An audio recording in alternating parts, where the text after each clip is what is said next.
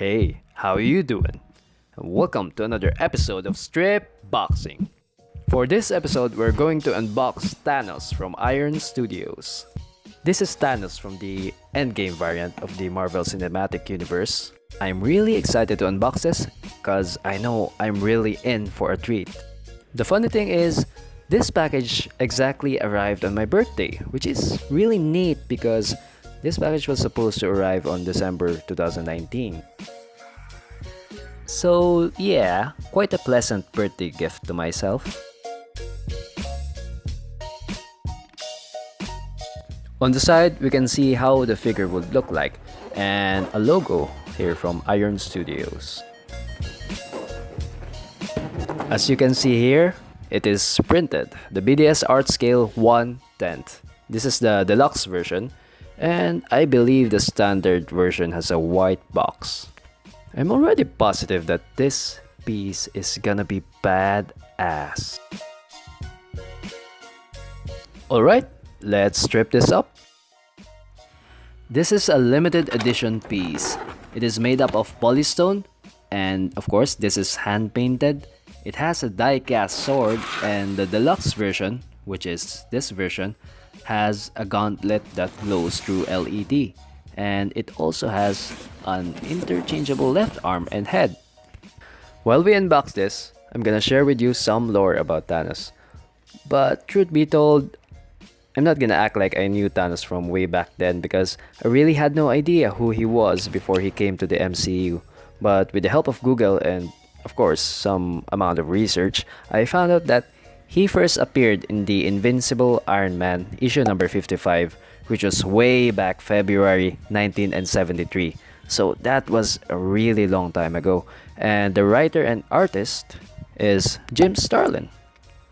He portrayed Thanos as one of the most powerful villains in the Marvel Universe, and he fought a lot of heroes, including the Avengers, of course, the Fantastic Four, the X-Men, the Guardians of the Galaxy, and etc. I don't really read comics much, but so far I've read the comic version of his origin, and it was quite dark, but at the same time it was really entertaining, and I suggest you guys read that, and I hope the MCU tries to recreate that. It's nice that it's wrapped with a protective foam. I believe these are his arms. We have the base, oh, quite heavy, and the body. Alright, here are all the pieces. We have 1, 2, 3, 4, 5, 6, and 7. 7 total pieces. Okay, let's start with the base. As you can see here, it's the Avengers tower or Avengers logo that's completely wrecked. Alright, Thanos, Iron Studios, Marvel, and it's made in China. It's quite heavy, and we'll measure that up later. Pretty nice detail on the explosion. The stand or the base has a really nice rustic detail to it. I love it. Next up will be the double-edged sword. This was the primary weapon of Thanos. Through the laws of physics here in this universe, it can be used like a boomerang. And this was durable enough to clash on with Mjolnir and Stormbreaker. Plus, it was able to shatter Captain America's shield like butter. I have to be honest, this is quite sharp. I bet this can cut through garlic. More reason to keep this away from children, fellas, and that's perfect for us man-childs or man-children. If you guys don't believe me, this is me cutting some garlic. I think I should have used a chopping board, but here we go. Chop, chop, chop. Choppity chop. As you can see, it can really slice that garlic. Yeah, I think I damaged my unboxing board, but yeah, it was worth it. Time to wipe this bad boy up. As you can see, it's really sharp, so caution. Don't let your kids touch this. Yeah, you see, can you see that? It's cut, it's sliced. Oh well. Alright, it's time for the body. The golden armor is, well, it looks very detailed. I mean, it looks like it's already battle worn, and there are some scratches here and there.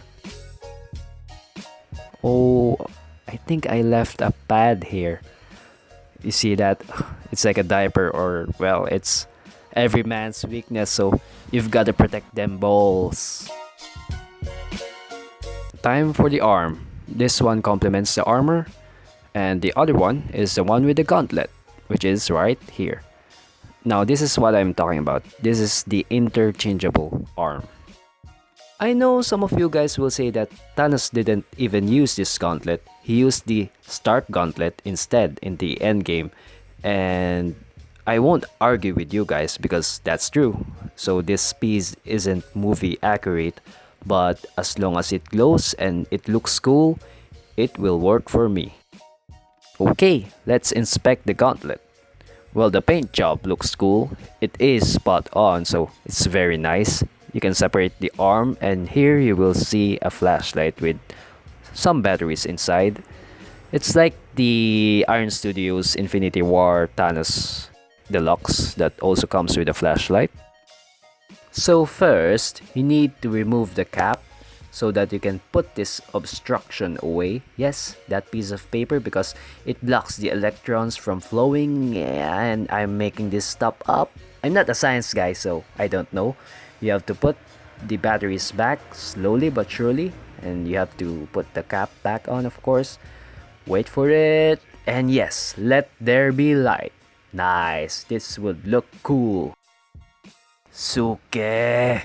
Amazing! With light? No light. With light? No light. With light? No light. With light? You get the point. I'm going to turn this off for now. Next up is the head. That fierce look and that muscular jawline. He really looks intimidating. And this is the one without the helmet or the helm. Yeah, there are wrinkles over here. It's nice, it's very detailed. I like it. And here we have the head with the helm. As you look closely, you can see that his lips are already chipped from battle. And I like the paint job at his helm, because it's like battle worn, as he uses this often in battle, as he is a warlord. Oh, you can connect the parts with magnets. Time for the assembly. Magnet over here. Touch the head and the gauntlet. You can see there's a pin here. You can insert it at the base. Time to weigh this up. It weighs a whopping 2053 grams. It's around 14.5 inches tall, including the blade, 11 inches sideways. Voila! This is a solid statue. I have to say, his golden plated armor is full of details. It's very vibrant. It has a lot of gold tones that I'm loving. It's as if it's made up of real gold. There are a lot of shades of gold, from gold to brown, to make it appear like it's rusted. A very effective LED light up. The biceps are defined, but I think it's not as big as Hulk's, which I will do a side-by-side comparison later, so keep watching. Another Thanos fact, or another quick lore. The motivation of Thanos in the movies and in the comics are very different.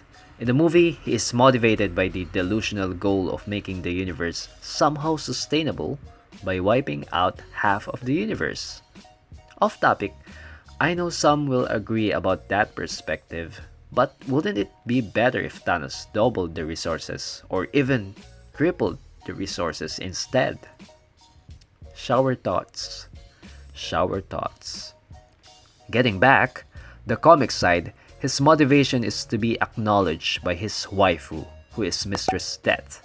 In this version, Thanos pursues the Infinity Gem so that he can prove his love by giving her half of the universe.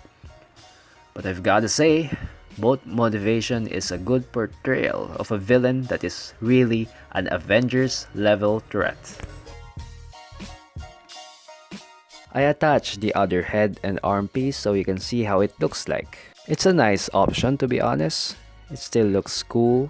But for now, it's a matter of preference. So for me, I'm sticking with the gauntlet and the head with the helm. Hulk here is from the Infinity War version, also from Iron Studios, also a scale of 1/10 like Thanos here. I think it's movie accurate because the Hulk is a bit larger than Thanos. Anyway, it's time to zip my lips because it's peace and quiet time.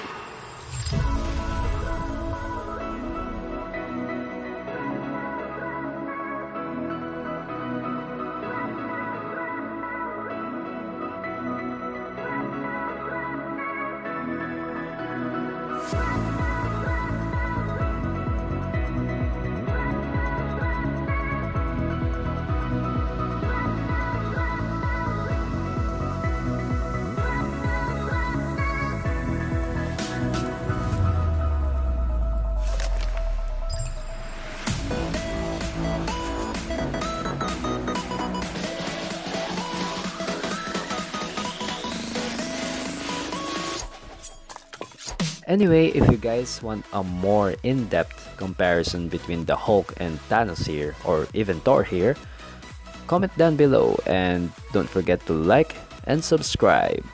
Thank you for watching.